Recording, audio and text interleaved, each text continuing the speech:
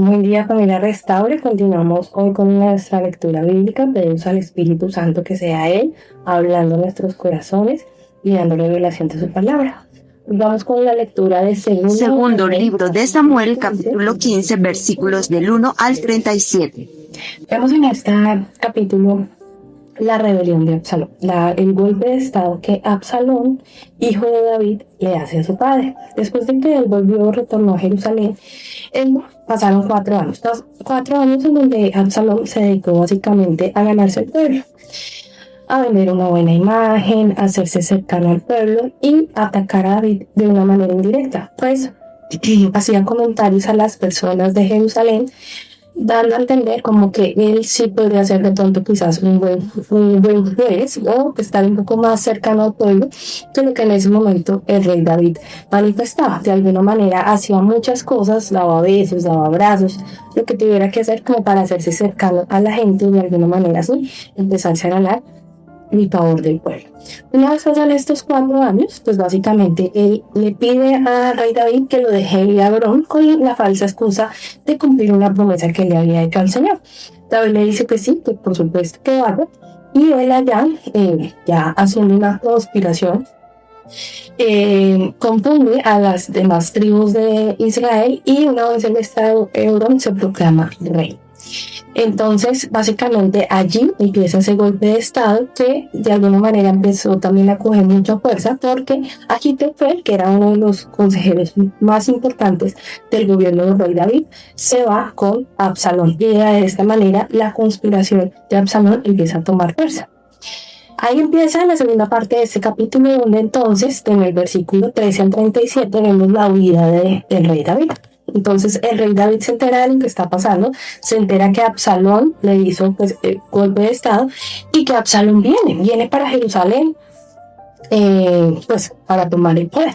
A lo cual David de manera inmediata, no lo piensa 2 veces y huye. Sí, la Biblia incluso dice que él huyó descalzo. Se fue con su guardia real de ese momento, dijo: vámonos, huyamos de aquí, porque si no es así, Absalón no va a dejar a nadie vivo, nos matará a todos y destruirá Jerusalén. Y pues claramente vemos que pues, es un rey que pone por primero el reino pues pues bueno, mejor dicho. Entonces David deja sus 10 esposas y finalmente como en ese éxodo se unen unos filisteos, lo acompañan unos levitas y aquí hay una sorpresa muy bonita que nos muestra la Biblia y es que se une Itai de Gat, que era un extranjero, el cual también David le dice como no, pero pues tú no tienes como que reunirte, tú no tienes que venir acá con nosotros. Entonces él le dice que no, que su fidelidad, que su lealtad está con el rey David y así mismo pues él lo acompaña. Ellos cruzan, la Biblia dice que ellos cruzan el arroyo de Cedrón y salen al desierto. Entonces, estando allí, David tomó la decisión de devolver a los levitas con el arca del pacto, confiando o diciendo que si el Señor está, él va a volver a después a ver el arca. Y luego de eso David sube al monte de los olivos llorando con cara cubierta, con pies descalzos, pues desgarrado, dolido, buscando pues la presencia del Señor. Y posterior a eso pues, cierra el capítulo hablándonos de que él se entera de la traición de Ahitofel, uno de sus más grandes consejeros, y viene entonces también llega Usai, que es una persona también muy importante, amigo de David de reino, el cual David le pide que por favor se vaya y que desde estando dentro del reino le ayude a todo lo que está pasando. Entonces, ya digamos que teniendo el contexto de lo que nos habla el capítulo, podemos ver varias cosas. Entonces, la primera, respecto al Shalom, ¿qué podemos ver? Que hay una herida ahí no resuelta de Absalón con su padre, ¿cierto? Una persona no hace, digamos, una traición, una deslealtad de esta magnitud de un momento para otro, ¿no? La Biblia menciona que fueron 4 años quizás donde Absalón conspiró eso en su corazón a dar forma a lo que en este capítulo vemos. Ahí vemos la importancia de dejar las cosas debajo del tapete, ¿no? De no tratar las cosas, de simplemente decir esto ya pasó y simplemente seguir. Creer en la mentira al mundo cuando nos dice que el tiempo cura las heridas o que ya, pase la hoja, que eso no tiene nada, Y vemos que realmente el corazón de la persona que traiciona es un corazón que tiene heridas, tiene resentimientos de mucho tiempo atrás que no fueron tratados, que no fueron confrontados, que no fueron nunca llevados, y que al final del día esa amargura, ese resentimiento llega a dañar tanto el corazón, pues a tal punto de ver que una persona pueda tomar una decisión de hacer pues lo que finalmente hizo Absalón. Vemos que atrás hay toda una historia. Entonces aquí quiero dejar unas preguntas para nosotras y es tener mucho cuidado, que lo mencionamos a diario casi que en el ministerio, y es ¿qué maquilla nuestra mente? Autoevaluarnos, ¿no? ¿Cómo realmente está mi corazón? ¿Cómo estoy yo? ¿Realmente mi mente maquilla cosas buenas? Que no tengo todavía resentimientos, heridas, falta de perdón con una persona. ¿Qué argumentos tengo todavía con esa persona? ¿Por qué no lo suelto? ¿Qué necesito para soltarlo, no? Y entregar eso al Señor. Por otro lado, vemos entonces a David. Y vemos que David una vez más nos muestra su corazón de líder, su corazón de rey, donde primeramente él puso por encima la vida finalmente de todos, hasta el mismo Absalón. ¿Sí? Y por eso él no lo piensa dos veces y él huye. Porque él sabe que si se quedaba ahí, de una vez se tenía que desatar la guerra y era poner en riesgo a su pueblo, a su familia, a su mismo hijo, de una vez, ¿cierto? Entonces la importancia de que cuando recibimos noticias devastadoras, como lo es una traición, siempre no actuemos de inmediato, no actuemos bajo la carne, no actuemos en la inmediatez, ¿cierto? De nuestras emociones, porque eso va a generar que causemos heridas a los demás. Entonces, vemos ese corazón y por qué David una vez más nos muestra que a pesar de sus errores, él fue un hombre conforme al corazón de Dios.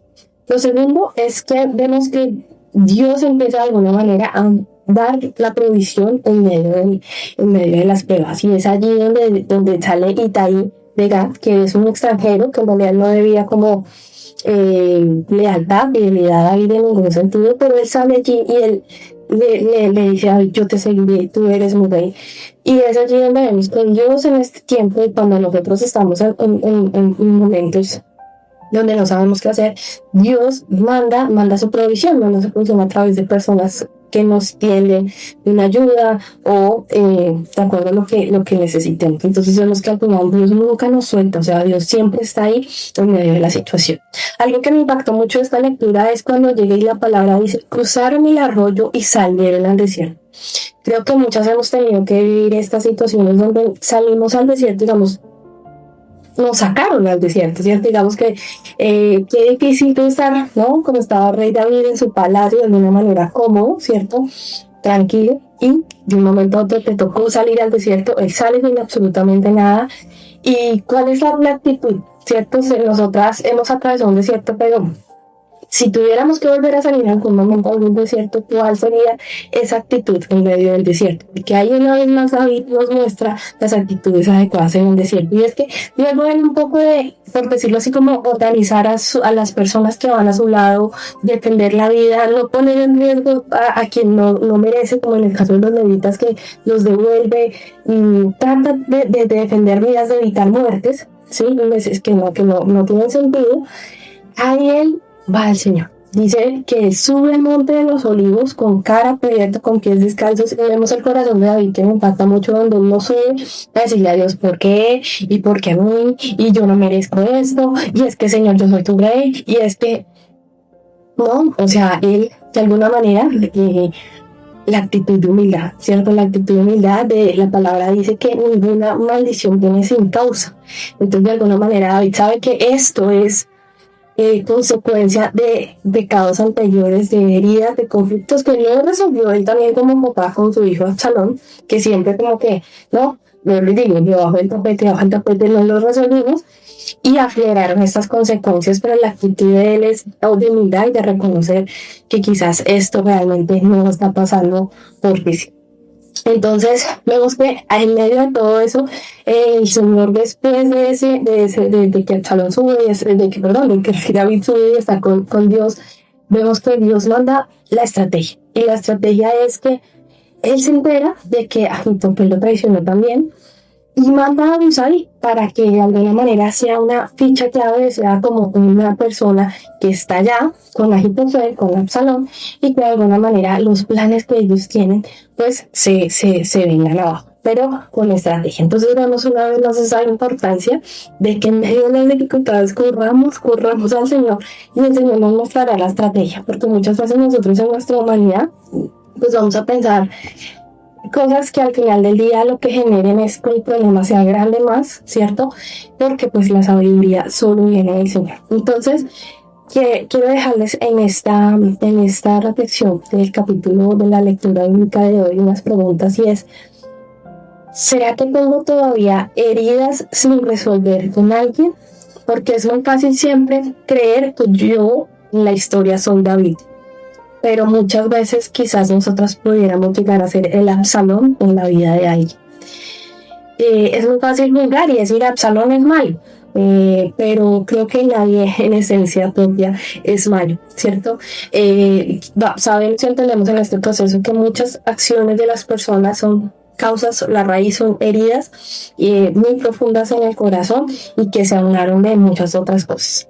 Entonces, ¿qué cosas hay en mi corazón sin resolver con alguna persona, con un familiar, aún con mi cónyuge, con mis hijos, que realmente puedan hacer, que me estén causando, que esté haciendo que en mi corazón crezcan raíces de amargura, crezcan raíces de resentimiento, y que yo, sin darme cuenta después, pues mis acciones puedan llevar a una traición o a algo que realmente no esté alineado hacia la voluntad de Dios?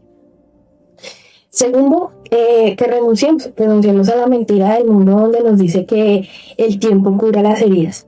Si tenemos alguna conversación, algún conflicto sin resolver con alguien, no quiere decir que tengamos que ir a resolverlo ya mismo, pero sí orar por eso y pedirle al Señor que sane nuestras relaciones primeramente con los nuestros, con nuestra familia, y seguidamente pues con los que Él nos muestra a nuestro alrededor, porque realmente dejar esos conflictos debajo de la mesa, decir que el tiempo cura las heridas, pues realmente vemos que no es cierto, y que lo que podemos luego estar cosechando son realmente consecuencias mucho más grandes, mucho mayores.